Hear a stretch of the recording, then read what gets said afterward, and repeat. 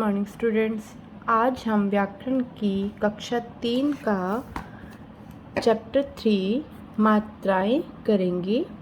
जैसे कि आपको मैंने लास्ट चैप्टर में पढ़ाया था कि व्यंजन और स्वर क्या होते हैं। वर्णमाला हमारा चैप्टर का नाम था कि वर्णमाला के अंतर्गत कितने भेद हैं। वर्णमाला के 2 प्रकार हैं, फर्स्ट स्वर एंड सेकंड व्यंजन। स्वर कौन से हैं आपके अ आ इ ई, और व्यंजन कौन से है क ख ग से लास्ट आपके श तक। इसमें आपके ये व्यंजन हैं।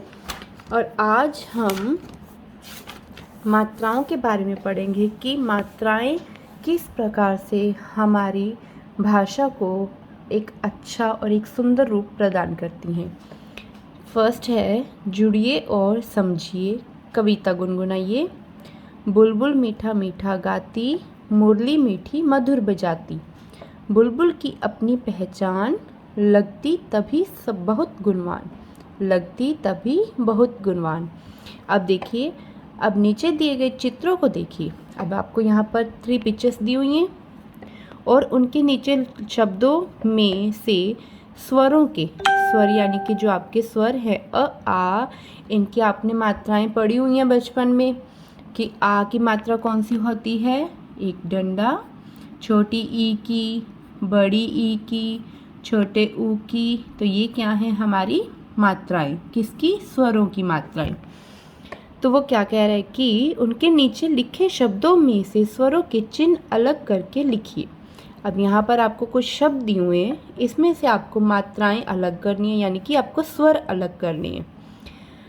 त, र, बु, ज। अब इसमें कौन सा स्वर है, बड़े ऊ की मात्रा वाला स्वर यानी कि ऊ। ऊ स्वर है इसमें। ट, ओ, प, ई, टोपी। इसमें कौन कौन सा स्वर है, ओ और ई। कौन कौन सा, ओ और बड़ी ई। इनको जोड़कर अगर हम व्यंजनों में लगाते हैं तो हमारा शब्द क्या मिलता है, टोपी। नेक्स्ट है मीनार।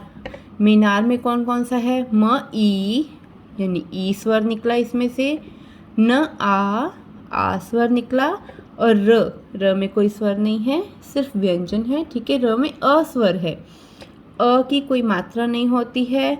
जैसे मैंने आपको लास्ट चैप्टर में पढ़ाया था कि सभी व्यंजन हलंत के साथ आदि होते हैं और उनमें जब अ की ध्वनि जुड़ती है, अ स्वर जुड़ता है, तो वो पूर्ण व्यंजन होते हैं। जैसे अभी हमने यहाँ पर पढ़ा र, जैसे यहाँ पर र दिया हुआ है। अब हमारा व्यंजन र पूरा कैसे होगा, र हलंत के साथ आधा है, जब उसमें अ स्वर जुड़ेगा, र जमा अ, र, तो ये हमारा पूरा र बन जाएगा। ठीक है, अ की कोई मात्रा नहीं होती है, सभी व्यंजनों को हलंत लगाकर आधा लिखा जाता है, और जब उसमें अ स्वर जुड़ता है तो वो व्यंजन पूर्ण हो जाता है। अब देखिए, इसमें हमने ई और आ की मात्रा निकाली है। ठीक है, अ स्वर अलग किया है।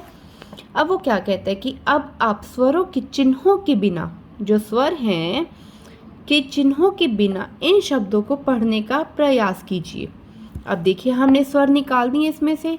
अब लिखकर देखिए क्या रह गया, त, र, ब, ज, तरबज।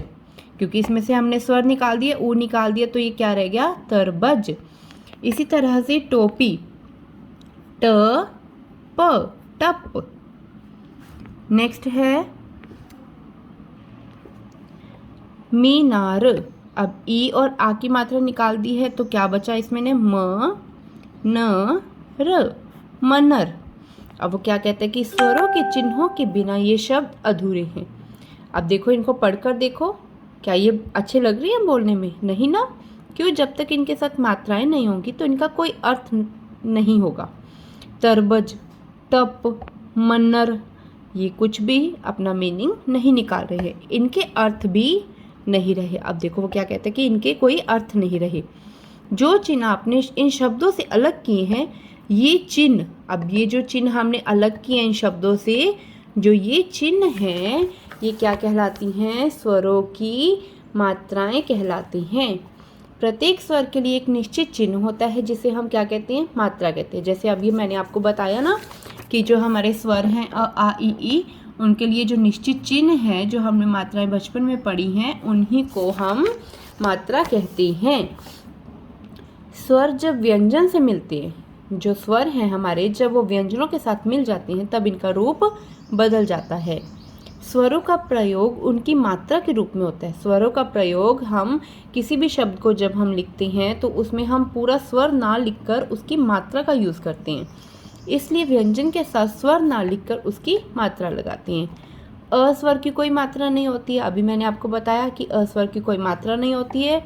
अस्वर व्यंजन में जुड़ने पर व्यंजन को पूरा करता है। जैसे अब यहाँ पर आपको दी हुई हैं स्वरों की मात्राएं। यहाँ पर आपको कुछ स्वर दिए हुए हैं, आपके इनकी मात्राएं दी हुई हैं। जैसे आ, ई, उ, री, ए, ओ, औ। ठीक है, तो ये व्यंजन है। अब व्यंजन कैसे है देखो, अब अ की कोई मात्रा नहीं है, म में अ जोड़ा तो म बना, म से मन, ख में आ की मात्रा जोड़ी तो खा बनी, ग में ई गिलास, च में ई चीनी, क में उ कुछ। इसी तरह से अब वाक्य बनाए हैं। मन से मन खुश है, खाना राघव खाना खा, गिलास भरा है। ठीक है, जब हम स्वरों की मात्राओं को व्यंजन के साथ जोड़ते हैं तो वो इस तरह से कुछ प्रकट होती हैं और उन मात्राओं के सहारे से ही हम शब्दों का निर्माण करते हैं। अब देखिए विशेष में क्या कहता है, बच्चों सभी मात्राओं को लगाने का तरीका अलग है। कुछ मात्राएं व्यंजनों के ऊपर लगती हैं, जैसे च ए चे, र ए रे, च उ चु, च रि च्रि।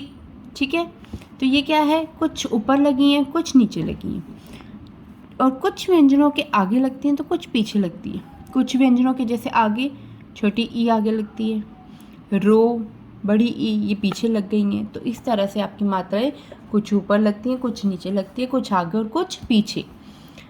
अब र के साथ छोटे ऊ और बड़े ऊ का प्रयोग कैसे होता है, देखिए र के साथ जब हम ऊ और ऊ की मात्रा लगाते हैं तो जो मात्रा है उसके आगे पीछे या ऊपर नीचे नहीं लगती है, र के पेट में लगती है।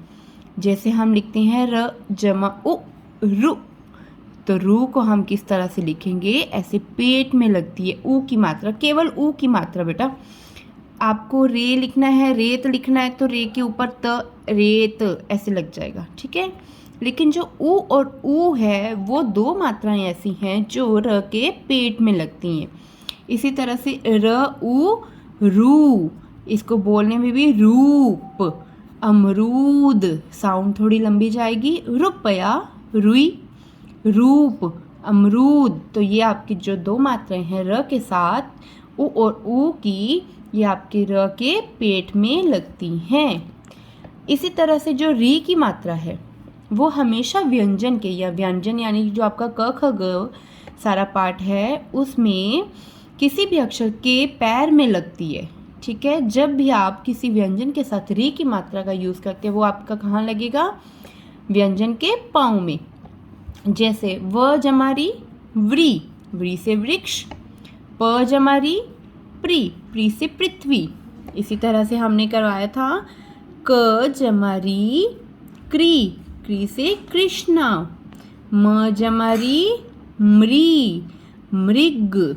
ठीक है, तो ये आपके थी मात्राएं। अब चलो फटाफट से इसे दोहराते हैं एक बार। व्यंजन के साथ लगने वाले स्वरों के निश्चित चिन्ह, व्यंजन के साथ लगने वाले स्वरों के जो चिन्ह होते हैं उनको हम मात्रा कहते हैं। प्रत्येक स्वर की अपनी मात्रा होती है, मैंने आपको बताया था हर स्वर अपनी एक मात्रा लेकर आया हुआ है, सिर्फ अ की कोई मात्रा नहीं होती। जो अ होता है वो मात्रा रहित होता है, और बाकी जो सारे स्वर हैं उनकी अपनी अपनी मात्राएं होती हैं। ठीक है बच्चा, आशा करती हूँ कि आपको ये लेसन अच्छे से समझ आ गया होगा। अगर किसी